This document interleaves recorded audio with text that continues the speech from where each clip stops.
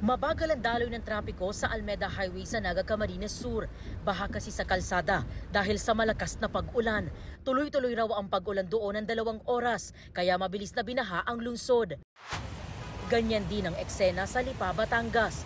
Pahirap ang makatawid ang mga maliliit na sasakyan, kaya ang iba nag-U-turn na lang at naghanap ng ibang madaraanan. Matinding traffic din ang naging epekto ng pagbaha sa Calamba, Laguna. Hindi kasi madaanan ng ilang lane sa pangunahing kalsada dahil sa tubig. Hindi naman madaanan ng isang spillway sa San Antonio, Quezon dahil din sa baha. Malakas din ang buhos ng ulan sa Malolos, Bulacan. Naging pahirapan tuloy ang pagbiyahe sa mga motorista lalo't halos zero visibility na sa kalsada.